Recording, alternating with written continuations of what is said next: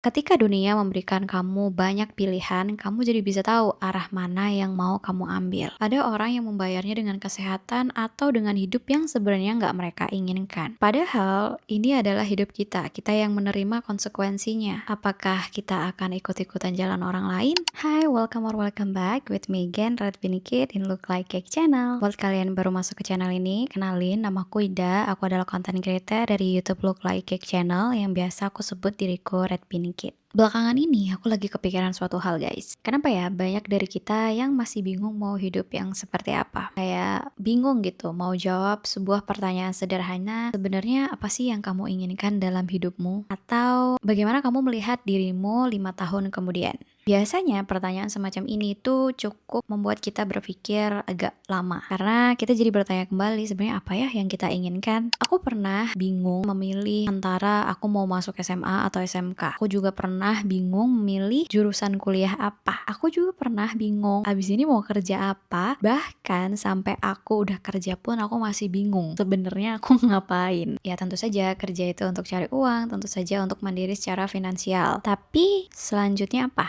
Aku pernah kerja gitu ya, rasanya tuh kayak capek banget. Kayak kerja tuh pengen resign aja deh. Karena resign tuh rasanya kayak, aduh nggak saatnya, aku masih nggak punya cukup uang untuk aku nggak ngapa-ngapain. Terus rasanya kayak kita ya udah nabung aja, kita kerja lagi, kerja sampai rasanya tuh kayak stres, kayak burn out, pengen self reward supaya kita bahagia. Mungkin bentuknya bisa shopping, beli barang-barang yang kita suka, mungkin bentuknya bisa liburan dan lain sebagainya. Tapi setelah itu kesampaian, kita jadi balik lagi ke titik dimana kita harus kerja, cari uang, dan sewaktu kita ngerasain kayak capek banget, pengen resign, rasanya kayak duit kita nggak pernah kekumpul. Terus aku jadi mikir ya, terus aku kerja tuh sebenarnya buat apa sih? Apakah aku akan kerja terus sampai umur pensiun nanti? Apakah aku sebenarnya tuh mau kerja untuk cari modal bisnis? Ya aku pernah lah ada di posisi seperti itu. Bahkan aku juga sering mendengar kayak teman-teman di sekitar aku tuh yang masih bingung mau hidup yang seperti apa. Tadinya aku berpikir kalau kita tuh terlalu muda untuk memutuskan sesuatu yang besar atau kurangnya informasi. Tapi setelah aku pikir-pikir lagi, mungkin sebenarnya masalahnya bukan itu. Mungkin sebenarnya masalahnya adalah kita kurang mengenal diri kita sendiri.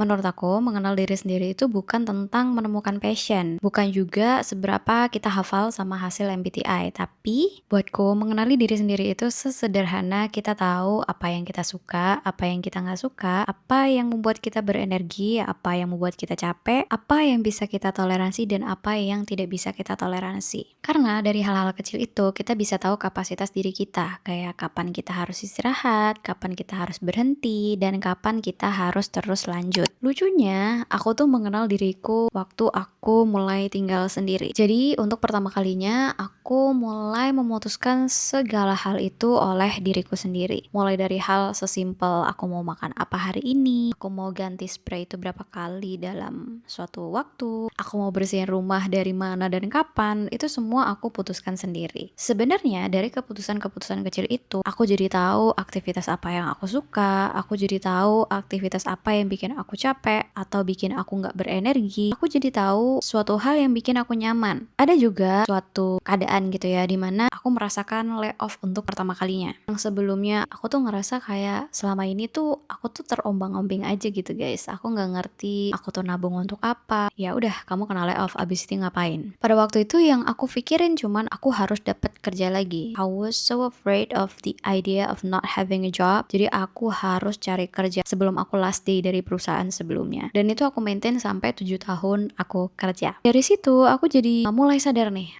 apa yang harus aku lakukan setelah ini? Yang aku tahu pada saat itu, kalau orang udah kerja, ya dia akan stay di situ, kerja sebagai identitas mereka. Misalnya, kamu kerja sebagai project manager, kamu kerja sebagai developer, itu akan menjadi identitasmu sampai usia pensiun kamu nanti. I was thinking like that. It was so naive. Aku nggak tahu sampai aku kena layoff untuk pertama kalinya itu tadi. Nah, di situ aku mulai merasa bahwa kayaknya nggak ada di blueprint itu kalau misalnya kita kena layoff, kita harus pindah kerja, dan gimana kalau misalkan kita harus melalui hal ini terus menerus. Kayak yang tadi aku bilang, dari aku tinggal sendiri itu, aku mulai memutuskan keputusan-keputusan kecil yang secara tidak langsung itu membentuk sebuah kompas. Menurut aku, mengenali diri sendiri itu bukan tentang kamu menemukan semua jawaban tentang dirimu sendiri, tapi tentang membuat sebuah kompas. Ketika dunia memberikan kamu banyak pilihan, kamu jadi bisa tahu arah mana yang mau kamu ambil. Bayangin aja kita lagi di hutan gitu ya guys, gelap. Kita bingung nih, kita mau ambil jalan yang mana. Kalau orang nggak mengerti dirinya sendiri, dia akan cenderung susah memutuskan ke arah mana dia akan pergi. Akan cenderung ikut-ikutan orang lain, jadi mudah FOMO, atau jadi hidup berdasarkan ekspektasi orang lain.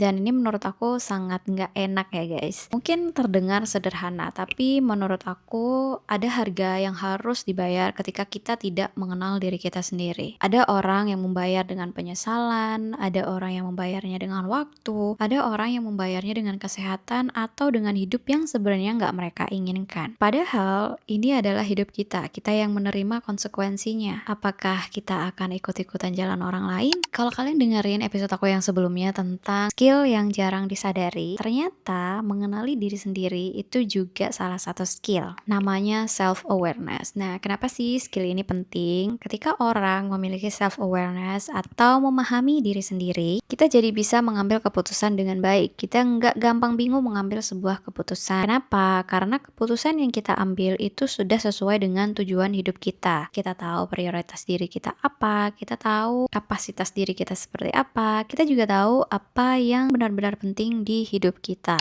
Terus yang kedua, kita jadi lebih mudah mengembangkan potensi di diri kita sendiri. Contohnya apa? Misalnya, kita ternyata berpotensi untuk menulis ya. Kita suka menulis, ternyata tulisan kita itu terstruktur. Kita jadi bisa mengembangkan diri ke arah sana. Ada juga misalnya kita mulai sadar nih bahwa kita tuh sulit banget mengatur emosi. Kita jadi lebih paham nih, oh selanjutnya aku harus bisa belajar mengolah emosi. Selain itu, self-awareness juga bisa menjadi pondasi untuk mengelola stres. Jadi stres itu ada dua guys, stres yang bikin kamu demotivated atau stres yang bikin kamu termotivasi. Ada stres yang bikin kamu berenergi, bikin kamu terus maju, bikin kamu curious, bikin kamu bertumbuh, itu stres yang bikin kamu motivated. Tapi ada juga stres yang bikin kamu itu capek, nggak berenergi, bikin kamu kayak nggak punya semangat, bikin kamu sedih terus. Nah, itu contoh-contoh stres yang bikin kamu demotivated.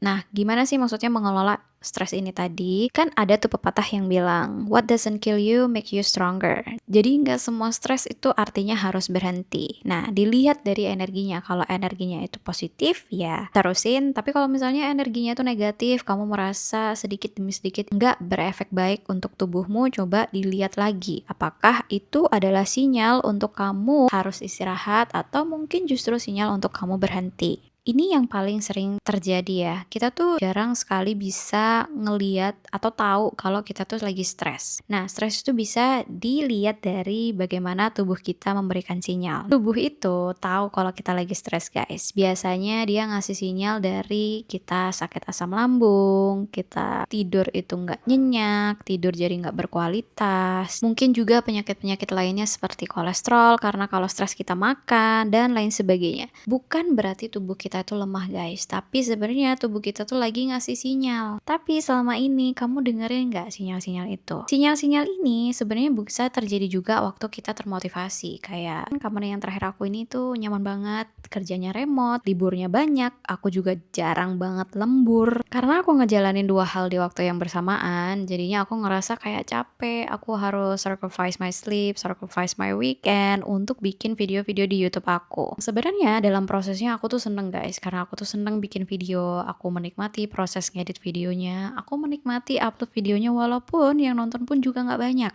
Aku ngerasain aku capek, tapi aku juga ngerasain aku berenergi. Nah, ini nih sebenarnya adalah stres yang bikin aku motivated. Cuman ya, aku nggak bisa bohong kalau misalnya badanku capek. Aku juga nggak bisa bohong kalau misalnya aku tuh butuh istirahat. Intinya, self-awareness itu kalian mengenali diri sendiri, kalian tahu kenapa kalian seperti itu, dan kalian tahu harus ngapain. Nah, Nah, tenang aja guys, self awareness itu adalah skill yang bisa kita latih. Nah, gimana sih cara ngelatihnya? Bisa dengan journaling. Nah, dengan journaling itu kalian bisa tulis segala perasaan atau pemikiran kalian setiap hari. Jadi, apa aja yang kalian rasain hari ini, kalian lagi mikirin apa aja, tulis aja. Nah, dengan menulis itu kalian melatih mengutarakan apa yang kalian rasakan, apa yang kalian pikirkan, dan dari situ kalian bisa mengevaluasi, kenapa ya hari ini aku senang, kenapa ya hari ini aku marah, kenapa ya hari ini aku sedih, apa yang bikin aku sedih. Nah, hal-hal yang seperti itu tuh sedikit demi sedikit akan membentuk sebuah kompas. Yang kedua, itu latihan mindfulness. Jadi kalau misalkan kalian lagi ada ketemu sama teman, kalian lagi sama keluarga kalian, coba belajar sepenuhnya hadir di momen itu. Jadi usahakan nggak main HP, supaya kalian benar-benar ngerasain apa yang kalian rasain pada saat itu. Nah, ada satu lagi yaitu coba kalian tanya ke orang yang kalian percaya, apa sih kira-kira yang kalian pengen tahu dari mereka tentang diri kalian sendiri. Nah, dari situ kalian bisa ambil feedbacknya untuk kalian perbaiki. Nah, dari 3 cara itu kalian bisa ngelatih self awareness supaya kalian bisa kenal sama diri kalian sendiri. Kalau misalnya hari ini kalian masih nggak tahu mau hidup yang seperti apa, mungkin yang kalian butuhkan sebenarnya bukan lebih banyak saran, tapi coba deh tanya ke dalam, kenali dirimu sendiri. Aku ada baca sebuah artikel tentang how much do you know yourself, atau seberapa banyak kamu mengenal dirimu. Jadi di artikel itu ada beberapa pertanyaan yang bisa coba kamu jawab untuk melatih dan mengenali dirimu sendiri lagi. Aku akan sematkan linknya nanti di description box, jadi kalian bisa lihat dan baca. Coba kalian jawab satu-satu pertanyaannya. Nah, dari situ bisa jadi exercise untuk kita lebih mengenali diri kita sendiri. Nah, mungkin segitu aja video kali ini. Semoga bermanfaat, semoga membantu teman-teman yang mungkin bingung mau hidup yang seperti apa. Dan thank you buat teman-teman yang nonton sampai habis. See you on the next episode. Bye bye.